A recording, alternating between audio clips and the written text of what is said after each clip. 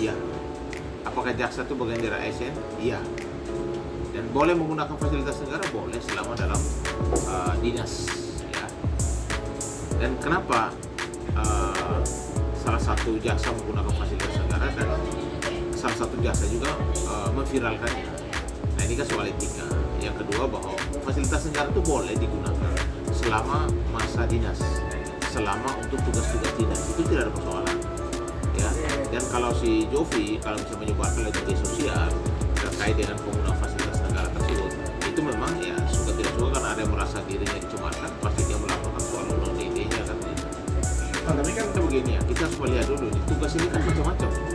Mungkin saja digunakan karena ada perintah atasan. Mungkin ada tugas khusus yang memang dia harus jalankan.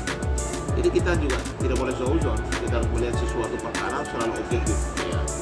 Saya tidak membela si pelapor atau saya tidak membela si Jovi, saya mengambil jalur tengah saja bahwa fasilitas negara boleh digunakan selama memang diizinkan, baik oleh pimpinannya atau memang dalam masa dinas. Itu tidak ada persoalan karena jaksa itu bagian daripada pejabat negara. Yang kedua, di bagian dari ASN gitu. Jadi tidak ada persoalan. Dan fasilitas di negara berikan itu tetap untuk mempermudah, memperlancar tugas-tugas kenegaraan mereka. Banyak. Tapi kan Indonesia ini no viral no justice itu. Ini kebetulan sekali ya kan, viralnya sampai akhirnya RDP di Komisi 3 dan lain sebagainya. Akhirnya muncul si jaksa yang memviralkan tersebut akhirnya dikenakan hukumannya. Tapi bijaknya pengadilan tidak perlu dijalankan. Jadi kalau menurut saya ini menjadi efek jerah juga ke depan. Ketika ada misalnya fasilitas yang digunakan oleh seorang pejabat, dicek dulu lah, jangan dikit-dikit main viral. Karena kalau menggunakan fasilitas negara memang tidak ada salahnya selama ditugaskan, selama atas perintah ada yang harus dia kerjakan atau masih dalam status dia berdinas. Jadi tidak ada persoalan. Menurut saya, selama atasan melihat bahwa penggunaan fasilitas negara itu untuk kepentingan tugas, ya wajar-wajar saja gitu. Yang dipersoalkan apa sih sebenarnya? Pribadi yang seperti apa? Makanya saya kembali lagi bahwa kita tidak boleh seuzon. Melihat sesuatu itu harus secara objektif, ya kan? Bahwa ketika dia menggunakan fasilitas negara atau menggunakan untuk kepentingan dinas atau ada perintah khusus untuk dia gunakan fasilitas negara, ya tidak ada pelanggaran. Tapi ketika kita memviralkan seseorang, ya tanpa seizin daripada si orang tersebut ke media, lalu diupload dan lain sebagainya, ya yang dikenakan itu kan udah pasti pasal pencemaran. Misalnya sepeda motor, mobil, dan fasilitas-fasilitas yang lain, bisa dia kunjungan kemana-mana kan ada uang tiket yang dibiayai negara, hotel yang sudah menjadi bagian daripada tugas dia gitu. Itu dibiayai oleh negara. Pejabat negara itu paling enak, semuanya dibiayai.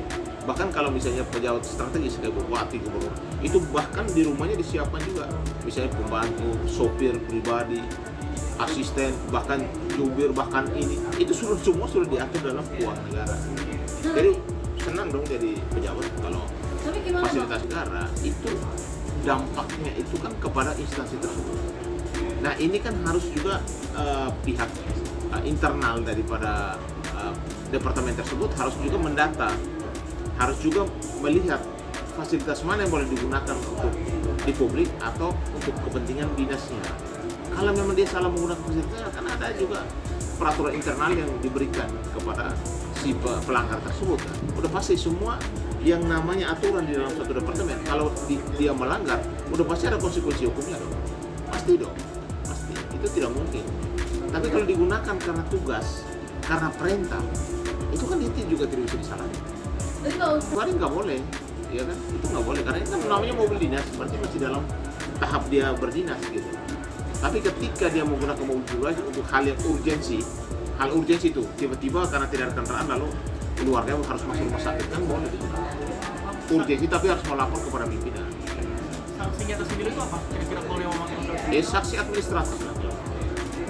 Mungkin dia ada sanksi penurunan pangkat, sanksi kena teguran. Kan teguran itu kan ada teguran, ada peringatan, lalu ada sanksi hukuman kan. Bisa dipecat pindah ke rombak nggak sih bang? Kalau hanya soal masalah fasilitas, saya rasa itu hanya sanksi administrasi. Kecuali dia menjual, itu sudah masuk pengelapan kan gitu.